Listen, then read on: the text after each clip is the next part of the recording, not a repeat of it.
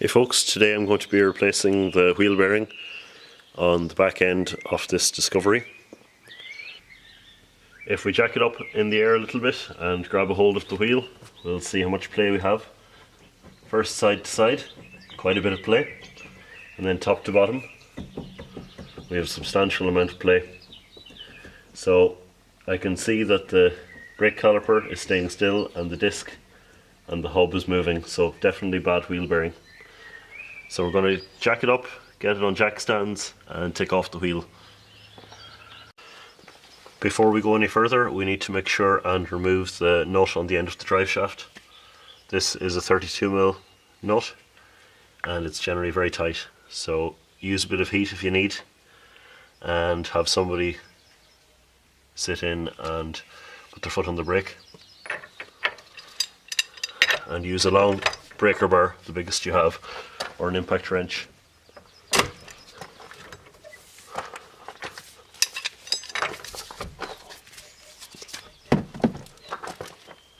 Next we're going to take off the caliper and the carrier bracket behind it. I'm going to take this off in one piece. There are two 15mm bolts holding that on. We're going to leave our caliper up top and I have a bungee rope to help support it.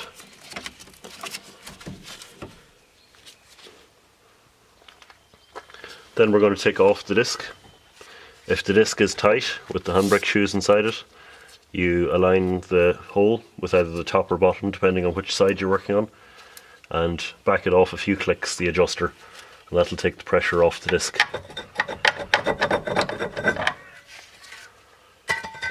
So here we can see our handbrake shoes and the adjuster I was talking about. So I have removed everything now, ready to take the hub off. I have taken the handbrake shoes off and the springs and clips and the cable at the back. This plastic screw cover that holds it on is quite awkward, but keep working with a pair of vice grips or similar and you'll get it off. There's also the wheel speed sensor at the back. One 8mm bolt holds that on. Then there are 3 bolts that hold the hub to the trailing arm and the suspension arms. Trailing arm back here is a single 18mm bolt, I'm going to say, and then we have a 21mm nut and bolt on the bottom suspension arm and the same on the top one. Be careful with the top one, it's used for your camber adjustment, so you'll need to mark the 2 washers either side. I just used a punch to mark in a line so I know how to put them back on, and now we can pull everything off. So we have the hub off now and we're going to try and take it apart.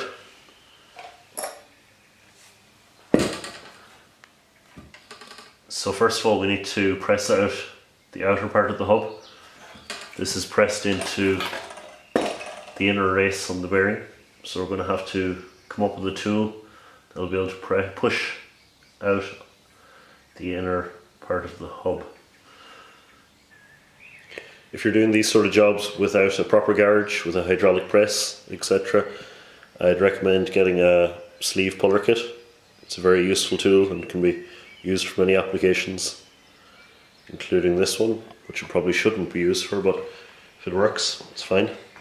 So I've used a sleeve on the outer part of the hub, fits inside the inner race of the bearing, and this goes right through to the outside of the hub. So I'm hoping just by hitting it against the ground that it'll pop the outer hub out.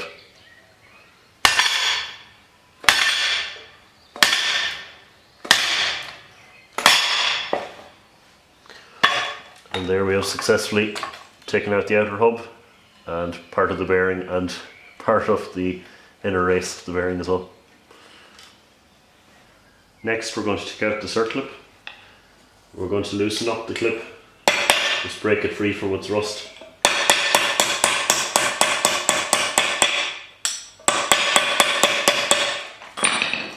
Then we can use the pliers to pop it out.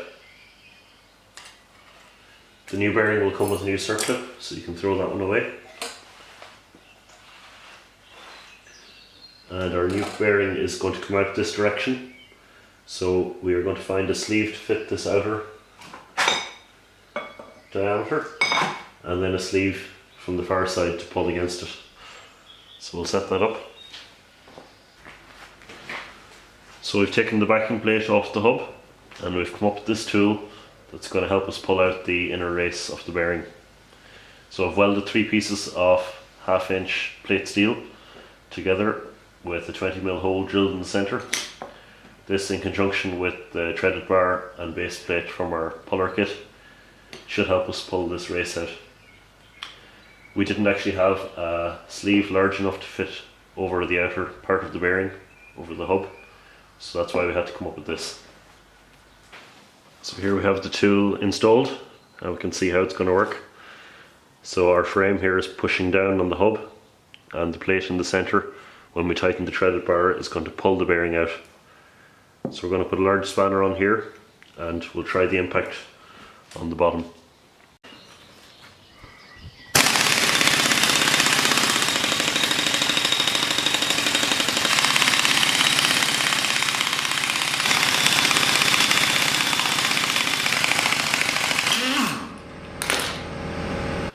So that was a success. It needed a fair bit of pressure to get it started, but once it started coming, it came out fine.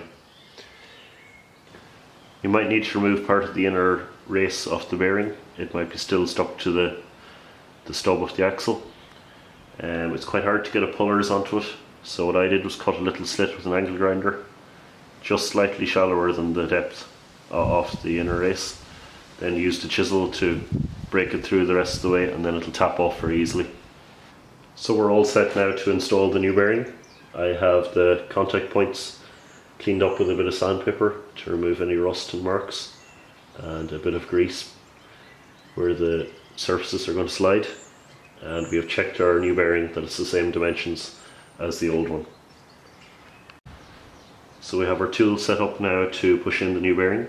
We're reusing the tool that we used to remove the bearing in the opposite manner, and we're reusing the race of the old bearing as a tool for pushing in the new one.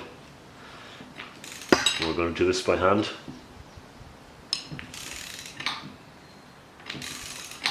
And it should go in nice and gently. So the bearing is in now and fully seated. It went in fairly easily, which was great. And we're going to pop in our new circlip that came with our new bearing.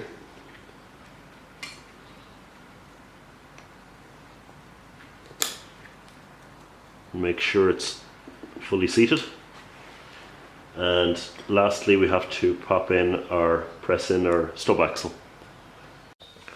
We've got a new backing plate installed now, and we have our tool ready to push the yoke into the hub.